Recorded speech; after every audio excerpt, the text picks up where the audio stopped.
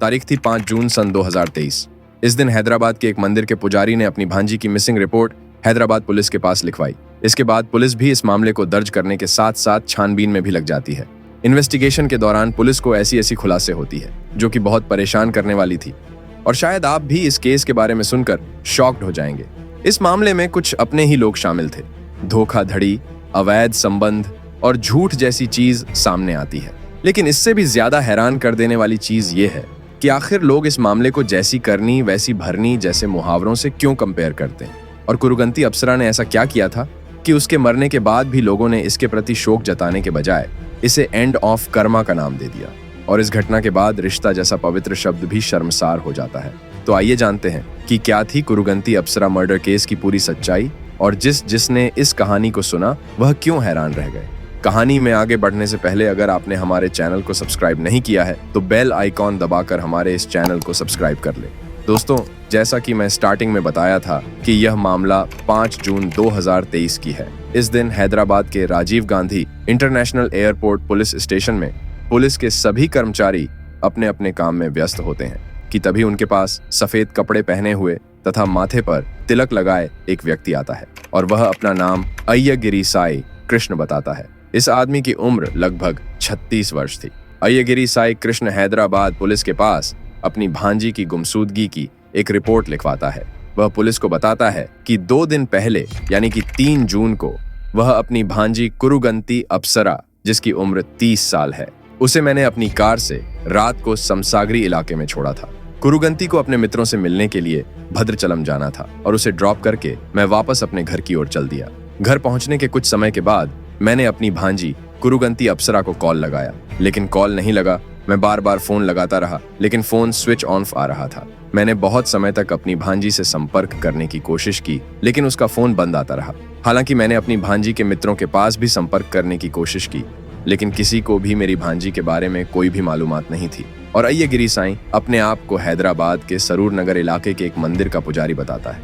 अब यह कोई आम बात नहीं थी, यह मामला लड़की के गायब होने का था।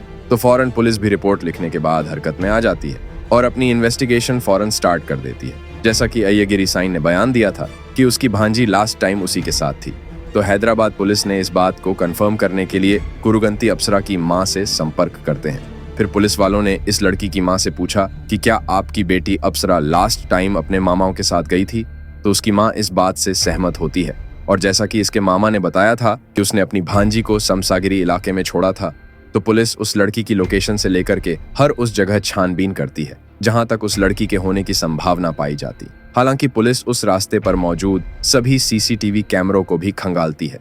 अय्यगिरी साई के बताए गए पिकअप और ड्रॉप करने के लोकेशन के बीच की दूरी केवल 21 किलोमीटर होती है, और पुलिस को इन 21 किलोमीटर के बीच में बहुत सी ऐसी सीसीटीवी फुटेज मिलती है जिसमें हैदराबाद पुलिस को अप्सरा अपने मामा के साथ कहीं जाती हुई दिखाई देती है, जिससे यह कंफर्म हो जाता है कि अय्यगिरी साई के बयान के मुताबिक अप्सरा अपने मामा के साथ ही घर से निकलती है, और अय्यगिरी ने कुरुगंती को लास्ट टाइम उसके बताए हुए स्थान पर ड्रॉप किया था। लेकिन हैरान कर देने वाली बात यह थी कि जब उसके आगे की सीसीटीवी फुटेज की जांच करना शुरू करते हैं और ड्रॉप वाली लोकेशन को चेक करते हैं, तो एक भी सीसीटीवी फुटेज में अय्यगिरी अपनी भांजी को कार से ड्रॉप करता हुआ नहीं दिखता है। उसके बाद पुलिस अपनी जांच को और भी बढ़ा देते हैं और अय्यगिरी द्वारा बताए गए उस इलाके के आसपास की जगह पर भी छानबीन जारी रखते हैं और वहां की भी सारी सीसीटीवी फुटेज को निकलवाते हैं। लेकिन ये कहीं नजर नहीं आती है कि अय्यगिरी ने अपनी कार से अप्सरा को उतारा हो। मगर जब लाख कोशिशों के बाद भी पुलिस वाले अप्सरा की खोज में नाकाम रहते हैं, तो पुलिस वालों को अय्यगिरी पर ही शक होना शुरू हो जाता है और उससे दोबारा सख्ती से पूछताछ करने का फैसला करती है। इसके बाद जब हैदराबाद पुलिस अय्यगिरी से सख्ती के साथ पूछताछ करती है, तो वह अपने बयान को बदलना शुरू कर देता है। यानी वह अपने बयान को दोबारा बताने में काफी हड़बड़ा जाता है और इस बार अप्सरा को दूसरी जगह पर छोड़ने की बात करता है। ये सब देखने के बाद पुलिस वालों को अय्यगिरी पर शक और गहरा हो जाता है। इसके बाद जब पुलिस अय्यगिरी से और भी पूछताछ करना शुरू करते हैं, तो वह और नई नई कहानियां जोड़ना शुरू कर देता है और बार बार अपने दिए हुए बयान को बदलना शुरू कर देता है। लेकिन अय्यगिरी अपने इस झूठी कहानी को ज्यादा देर तक नहीं सुना पाता, क्योंकि पुलिस वाले अब अपना तरीका अपनाना शुरू कर देते हैं और अब अय्यगिरी भी पुलिस के सख्ती के आगे टूट जाता है और मामले की पूरी सच्चाई को बताना शुरू कर देता है। अय्यगिरी ऐसे ऐसे खुलासे करता है जिसे सुनने के बाद सभी के होश उड़ जाते हैं।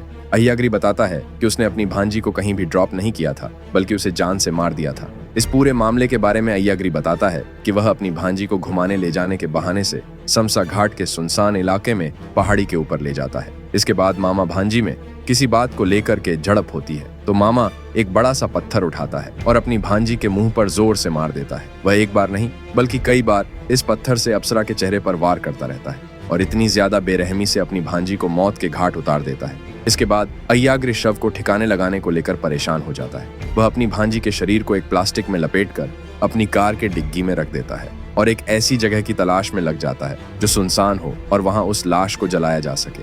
और एक सुनसान इलाके में पहुंचकर वह अपनी कार खड़ा करता है और लकड़ी की तलाश में जुट जाता है, लेकिन इतनी ज्यादा क्वांटिटी में उसे लकड़ी नहीं मिलती है कि वह एक पूरे शरीर को आराम से जला सके और सबूत मिटा सके। और दूसरी तरफ समय के बीतने के साथ साथ उसे पकड़े जाने का डर भी सताने लगता है। अब चूंकि काफी कोशिशों के बाद भी वह इतनी लकड़ियों को इकट्ठा करने में नाकाम रहता है तो वह शरीर को जलाने का फैसला बदलकर नया प्लान बनाना शुरू कर देता है। इसके बाद वह अपनी कार को लेकर अपने घर की पार्किंग में लगा देता है और मौका मिलते ही वह अपनी कार उस मंदिर के पीछे लेकर जाता है जहां का वह अपने आप को पुजारी बताता था। और इसी मंदिर के पीछे मंडल रेवेन्यू अफसर का दफ्तर था और दफ्तर के पास एक बड़ा सा मैनहोल था जिस कारण वहां भीड़ लगी होती है। अब अय्यागिरी सन्नाटा होने का इंतजार करता है और जैसे ही सन्नाटा पसर जाता है वह सन्नाटे को देखते हुए अपनी कार वहां रोकता है और फिर अप्सरा की बॉडी को कार से निकालकर इस मैनहोल के अंदर दफन कर देता है और मैनहोल का ढक्कन को बड़ी सावधानी से ढक देता है। इसके बाद अय्यागिरी इस मैनहोल के ऊपर 2 ट्रक मिट्टी डलवा देता है ताकि उस मृत शरीर तक कोई कभी पहुंच ना पाए। फिर एक दिन के बाद वह दोबारा इस मैनहोल के पास आता है और उसे थोड़ी थोड़ी बदबू महसूस होती है तो वह मिट्टी हटाकर मैनहोल के ढक्कन के ऊपर प्लास्टिक और सीमेंट का लेप भी चढ़ा देता है ताकि उसमें से थोड़ी भी बदबू ना आए। और अब अय्यागिरी को यह एहसास हो गया था कि शायद अब वह कभी भी पकड़ा नहीं जाएगा। उसने अप्सरा के शरीर को ऐसी जगह ठिकाने लगाया है जहां कोई भी उसे पकड़ नहीं पाएगा। लेकिन अभी एक समस्या बाकी थी और अय्यागिरी यह बात जानता था कि उसकी माँ ने आखिरी बार अप्सरा को अय्यागिरी के साथ देखा था और अय्यागिरी को यह शक था कि कहीं उसकी बहन पुलिस के पास अप्सरा की मिसिंग रिपोर्ट न लिखवा दे और अय्यागिरी कहीं पकड़ा न जाए। इसलिए उसने खुद पुलिस के पास रिपोर्ट लिखवा दी ताकि अय्यागिरी के ऊपर कोई शक ना कर पाए।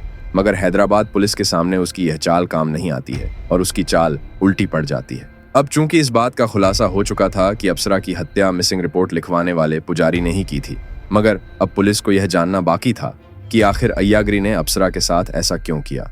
पूछताछ के दौरान आगे यह बात खुलकर सामने आती है कि अय्यागिरी और अप्सरा का आपस में रिलेशनशिप में थे। वह दोनों एक दूसरे के बहुत ज्यादा करीब भी आ चुके थे। ये रिश्ता इतना ज्यादा आगे बढ़ चुका था कि अप्सरा प्रेग्नेंट भी हो जाती है, यानी वह अपने खुद के मामा के बच्चे की मां बनने वाली थी। और जब यह बात अप्सरा ने अय्यागिरी को बताई तो अय्यागिरी घबरा गया और इधर अप्सरा भी इस बात पर अड़ चुकी थी कि अब ऐसे काम नहीं चलेगा, अब हम इस बंद रिलेशनशिप में नहीं रह सकते, अब तुम मुझसे शादी कर लो। लेकिन दिक्कत इस बात की थी कि अय्यागिरी पहले से शादीशुदा था और उसके 2 बच्चे भी थे। लेकिन यह बात अप्सरा भी अच्छी तरीके से जानती थी और अय्यागिरी बहुत बार अप्सरा को यह बात समझाने की कोशिश भी करता था, लेकिन अप्सरा समझने के लिए तैयार नहीं होती और वह बार बार कहती है कि तुम अपनी पत्नी को छोड़ दो और मुझसे शादी कर लो। लेकिन जैसा कि मैंने बताया, अप्सरा और अय्यागिरी का पहले से ही एक रिश्ता था। मामा और भांजे का तो अप्सरा के लाख कहने पर भी अय्यागिरी इस शादी के लिए नहीं मानता था और अय्यागिरी अप्सरा को अबॉर्शन कराने के लिए कहता है। हालांकि अप्सरा अपना अबॉर्शन करवा लेती है, लेकिन इसके बाद भी अप्सरा शादी का दबाव बनाए रहती है। वह लगातार अय्यागिरी से शादी करने के लिए कहती रहती है और फिर यही सब के कारण अय्यागिरी अब अप्सरा को जान से मारने का पूरा प्लान तैयार करता है और फिर 3 जून की रात को लॉन्ग ड्राइव के बहाने अप्सरा को अपने साथ कार में बिठाकर एक सुनसान जगह ले जाता है और अप्सरा को बहुत समझाने की कोशिश करता है। लेकिन उसके लाख समझाने पर भी अप्सरा नहीं मानती है और किसी भी तरीके से इस बात के लिए राजी नहीं होती है। वह लगातार शादी करने की जिद पर अड़ी रहती है। अब चूंकि अय्यागिरी को यह लगने लगता है कि अप्सरा अब नहीं मानने वाली है, तो अय्यागिरी एक बड़ा सा पत्थर उठाता है और उसके सर पर दे मारता है, जिस कारण अप्सरा जमीन पर गिर जाती है और फिर उसी पत्थर से अप्सरा के ऊपर कई बार हमला करता है, जिस कारण फौरन वहीं अप्सरा की मौत हो जाती है। पुलिस के मुताबिक जांच के दौरान यह भी खुलासा होता है कि अप्सरा को मारने से पहले ही अय्यागिरी के फोन की हिस्ट्री के मुताबिक उसने फोन पर सर्च कर रखा था कि how to kill human being. इसके बाद ये जांच यही रोक दी जाती है और ये बात धीरे धीरे पूरे शहर में फैलना शुरू हो जाती है। हालांकि लोग भी यह बात सुनकर हैरान हो जाते हैं कि मामा भांजी में ऐसा अवैध संबंध जो एक पवित्र रिश्ते को शर्मसार कर देता है। फिर यह खबर अखबारों में भी छपने लगती है और न्यूज वाले भी इस खबर को लगातार चलाने लगते हैं। और जैसा कि हमने बताया था कि वीडियो के अंत में अप्सरा से जुड़ी कुछ ऐसी चीज आपको बताएंगे जो अप्सरा की मौत के बाद सामने आई। असल में जब अप्सरा के मौत की खबर फैलने लगी तो यह खबर फैलते फैलते तमिलनाडु में रहने वाली धन्य लक्ष्मी नाम की एक महिला के पास पहुंचती है। तो एक और चौंका देने वाला मामला सामने आता है। धन्य लक्ष्मी बताती है कि अप्सरा मेरी बहू थी और उसी की वजह से मेरे बेटे ने आत्महत्या तक कर ली। वह महिला बताती है कि कुछ समय पहले अप्सरा की शादी तमिलनाडु के रहने वाले एक सॉफ्टवेयर इंजीनियर कार्तिक राजा से हुई थी, यानी धनलक्ष्मी के बेटे से, क्योंकि कार्तिक राजा एक सॉफ्टवेयर इंजीनियर था और एक बड़े कंपनी में काम भी करता था, तो उसकी सैलरी भी अच्छी खासी थी। और कार्तिक की मां के अनुसार अप्सरा और अप्सरा की मां दोनों ही कार्तिक के पैसे पर ऐश करती थीं। और शादी के कुछ समय के बाद अप्सरा की मां अप्सरा के घर आकर बस गई थी। वह दोनों 5 स्टार जैसे होटलों में कार्तिक के पैसे उड़ाया करती थी और हमेशा वह दोनों महंगे महंगे ज्वेलरी और हाई फाई चीजें खरीदा करती थी। लेकिन माँ और बेटी ने मिलकर कार्तिक के पैसे इतना ज्यादा उड़ा दिए थे कि अब कार्तिक की आर्थिक स्थिति बिगड़ने लगी थी। यहाँ तक कि कार्तिक को 25 लाख का लोन तक लेना पड़ा था। लेकिन इसके बाद भी माँ और बेटी मिलकर लोन के पैसे भी खा जाती है और जब कार्तिक की स्थिति बिगड़ जाती है तो कार्तिक के माँ के अनुसार अप्सरा के पैसे मांगने पर जब कार्तिक पैसे देने से मना कर देता है तो अप्सरा कार्तिक के ऊपर दहेज का इल्जाम लगाती है और उसे जेल में बंद करवा देती है। इसके बाद कार्तिक 15 दिनों के लिए जेल में बंद रहता है और जब वह जेल से बाहर आता है तो लोगों के ताने उसे बर्दाश्त नहीं होते हैं और वह अपने हाथों से ही अपना जीवन समाप्त कर देता है। इसके बाद माँ और बेटी दोनों वहां से भाग निकलते हैं और रातों रात हैदराबाद आकर बस जाते हैं। यहाँ तक कि वह दोनों अपना पुराना सिम भी फेंककर नया सिम ले लेते हैं ताकि उनसे कोई भी संपर्क ना कर सके। कार्तिक की मां का यह बयान सुनकर सभी लोग शॉक हो जाते हैं और सभी लोग कुरुगंती अप्सरा को जैसी करनी वैसी भरनी मुहावरे से कंपेयर करने लगते हैं। तो ये थी कुरुगंती अप्सरा केस की पूरी कहानी। आपकी इस पूरी घटना के बारे में जानने के बाद आपकी क्या राय है? अपनी राय कमेंट बॉक्स के माध्यम से हमें जरूर बताइएगा और ऐसी ही घटनाओं को जानने के लिए इस चैनल को सब्सक्राइब करके हमारे साथ जुड़े रहें। और अगर आपको वीडियो से थोड़ी भी इंफॉर्मेशन प्राप्त हुई हो तो प्लीज इस वीडियो को लाइक एंड अपनी फैमिली और फ्रेंड्स ग्रुप में जरूर शेयर करें ताकि उन्हें भी इस घटना के बारे में जानकारी मिल सके और वो भी सावधान रहे। अब मिलते हैं फिर एक ऐसी ही अनसुनी घटना के साथ। तब तक के लिए जय हिंद, जय भारत।